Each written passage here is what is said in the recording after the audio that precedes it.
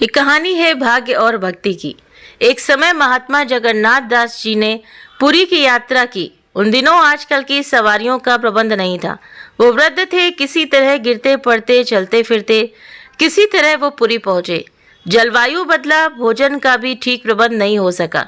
अजीर्ण रोग ने आ घेरा। जहां तक हो सका सावधानी करते रहे, पर साधु का कौन ठौर ठिकाना। जो मिला उससे उदर पूर्ति कर ली, जिसने आदर सहित बुलाया उसी की भिक्षा ग्रहण कर ली। कभी मंदिर से प्रसाद पा लिया। कुछ दिन पीछे ही उनको दस्त लगने लगे। जब तक साधारण स्थिति रही सहज करते रहे। बाद में रोग बढ़ जाने पर समुद्र के किनारे चल गए और वहीं एकांत में पड़े रहे। दस्त में कमजोरी आती ही है। बूढ़े थे, बेहोश हो गए। कपड़ों में ही मलमूत्र करने लगे। मक्खियां भिनकने लगीं। जो आता दूर से ही देखकर लौट जाता। कोई पूछने वाला नहीं था कि ये मरने वाला कौन है, कहाँ से आया है, इसको औषधि की भी आवश्यकता है या नहीं। महात्मा जगन्नाथ दास जी की ऐसी दीन दशा देखकर प्रभु जगन्नाथ को दया आई। भगवान जगन्नाथ 10 वर्ष के बालक का रूप धारण कर अपने भक्तों के समीप पहुंचे। उसके कपड़े बदले, उनको अपने कर कमलों से शौच कराया। मलमूत्र के वस्त्रों को ले जाकर समुद्र में धोया, धूप में सुखाया, जब तक वो कपड़े भी खराब हो गए। अब इन्हें फिर बदला और धोया सुखाया। कई दिन व्यतीत हो गए। जगन्नाथ दास जी को कुछ खबर नहीं कि मेरी सेवा कौन कर रहा है। जगन्नाथ जी को कुछ होश आया। आंख खोली तो देखा एक बालक सब तरह की सेवा कर रहा है। उसमें बोलने की सामर्थ्य नहीं थी। चुप रह गए और मन ही मन में उसकी प्रशंसा करने लगे और उसे धन्यवाद देने लगे। 2-3 दिन और ऐसे ही कटे। अब शरीर में कुछ बल आया। महात्मा जगन्नाथ दास जी उठे, सहारे से घिसटते जल तक पहुँचे, स्नान किया। शुद्ध धुले हुए वस्त्र जो लड़के ने पहले से ही तैयार कर रखे थे। भजन और नित्य कर्म की सामर्थ्य नहीं रही। एक शुद्ध स्थान पर सघन वृक्ष तले आकर लेट गए। बच्चा कहीं से जलपान ले आया। वो खाया और आराम करने लगे। ऐसे ही कई और दिन बीते। अब जगन्नाथ जी का स्वास्थ्य ठीक हो चला है। वो चलने फिरने लगे हैं। दस्त बंद है। भूख भी लगने लगी है। कुछ खा भी लेते हैं, पर अभी पूरे निरोग नहीं हुए। निर्बलता बाकी है। लेकिन संध्या नियम उनका शुरू हो गया। प्रातःकाल का समय था। भक्त जी स्नान कर पूजा करने बैठे थे। ध्यान में डूब गए। मस्ती छा गई। तन बदन भूल गए। सुध बुध जाती रही। उस दशा में बालक के शरीर में उनको भगवान के रूप के दर्शन हुए। महात्मा जगन्नाथ दास जी घबरा गए। आंख खोल दी, रोने लगे और जल्दी से उठकर अपने सेवक बालक के चरणों में लौट गए। जगन्नाथ दास जी क्षमा याचना करने लगे। तरह तरह की विनती करने लगे। प्रभु, इस अधम के लिए आपने इतना कष्ट उठाया। माता की तरह मल मूत्र साफ किए। इस पापी को मर जाने देते। इस अपराधी को दुख झेलने देते। ये दुष्ट इसी योग्य था कि इसे दंड मिलता। आपने क्यों इतनी दया की? क्यों इसकी खबर ली? अब इसका प्रायश्चित मैं कैसे करूं? इसका बदला मैं कैसे चुकाऊं?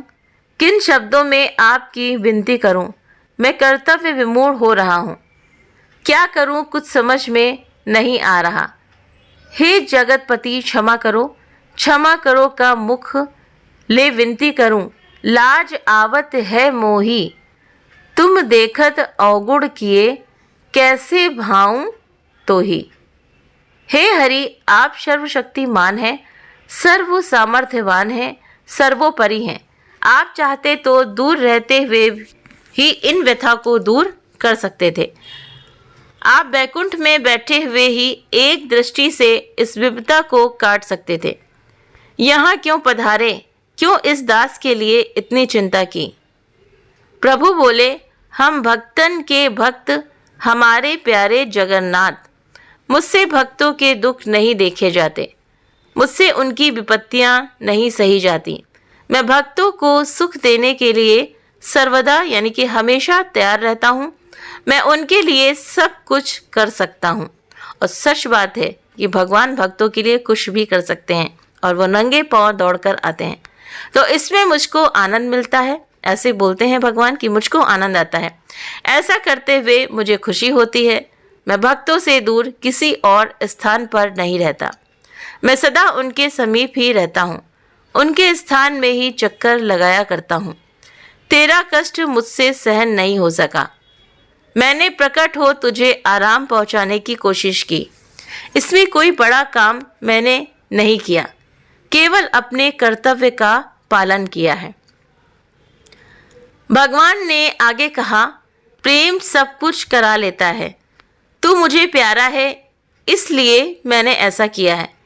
इसके लिए तू किसी प्रकार की चिंता मत कर, हृदय में क्षोभित मत हो।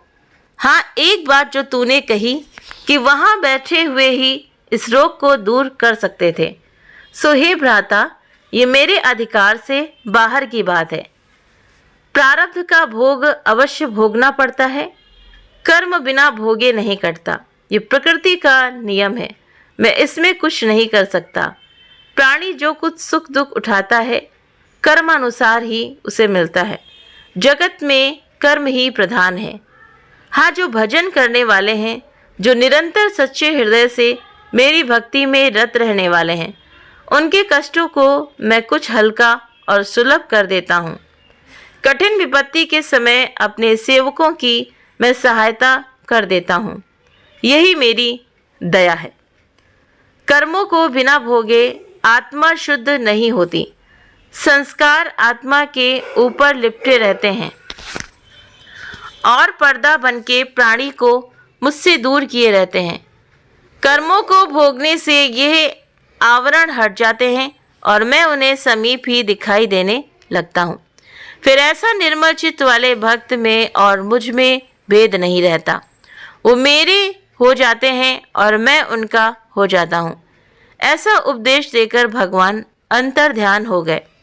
इसके बाद महात्मा जगन्नाथ जी का आगे का जीवन कैसे कटा, कहाँ रहे, इससे ना कोई संबंध है और ना हमको मालूम है। पर यह कथा 3 बातों का सबक हमें दे रही है। पहली बात, कर्म के भोग को परमात्मा भी नहीं टाल सकता। वो भोग कर ही कट सकता है। उसका भोगना अपने लिए ही लाभदायक होता है। बिना भोगे ना तो आवरण हटते हैं, न संस्कार क्षय होते हैं और न हृदय शुद्ध व निर्मल बनता है।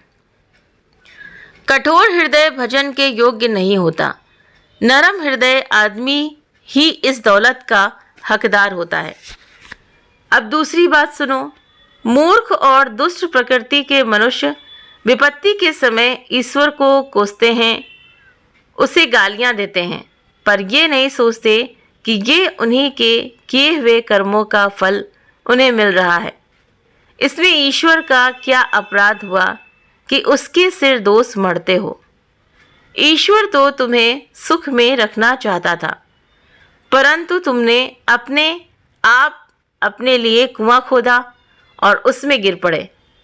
इसमें दूसरे को दोष क्यों देते हो?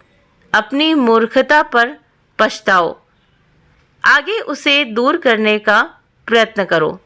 सदाचारी जीवन बनाओ, सत्यकर्मी बनो, निषेध कर्मों को त्याग दो, राग द्वेष को दूर हटाकर सबके साथ प्रेम का बर्ताव करो। फिर देखो तुम सुखी रहते हो या नहीं। अब तीसरी बात, ऐसी बातें कई तार्किक कहने लगते हैं कि जब कर्म का फल हमें भोगना ही है तो भजन से क्या लाभ, क्यों भजन और पूजा में समय नष्ट करें, वृथा क्यों परिश्रम उठाएं, ईश्वर हमें क्या दे देगा, हम जैसा करेंगे वैसा भोगेंगे। इसका समाधान भी इस कथा में हुआ है। वो ये है कि भोग तो आएगा और वो भोगने से ही कटेगा, पर जो भजन करने वाले हैं भगवान के सच्चे भक्तों में हैं और साथ ही शुद्ध चरित्र और कोमल स्वभाव के हैं। उन्हें कठिन विपत्ति के समय एक गुप्त सहायता ऐसी ही मिलती है जिससे वो कष्ट तीव्र और भारी न रह के सूक्ष्म यानी कि छोटा और हल्का हो जाता है। उस मनुष्य के अंदर एक ऐसी शक्ति का संचालन रहता है कि जो उसे शांत और प्रसन्न रखती है। इस आनंद में कठिनाई आती है और चली जाती है, उसे कोई विशेष अनुभव भी नहीं होने पाता। बस इतना ही भजन का प्रताप है और भजन करने वालों और साधारण लोगों में यही भेद है। तो सच बात है कि भगवान की भक्ति करने से हमारे जो पुण्य कर मतलब जो पाप कर्म है और जो कर्मों का खाता है वो लय होता है। और वो कैसे लय होता है तो आपको इस कहानी में बताया गया है।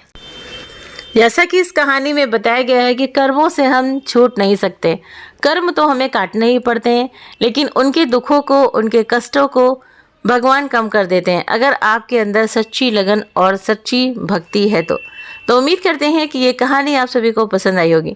वीडियो पसंद आया हो तो वीडियो को लाइक करें, चैनल पर पहली बार है तो सब्सक्राइब करना ना भूलें। इस कहानी के बारे में आप सभी की क्या राय है तो प्लीज़ आप मुझे कमेंट करके भी ज़रूर से ज़रूर बताएं। मुझे आप सभी के कमेंट्स का इंतज़ार रहता है।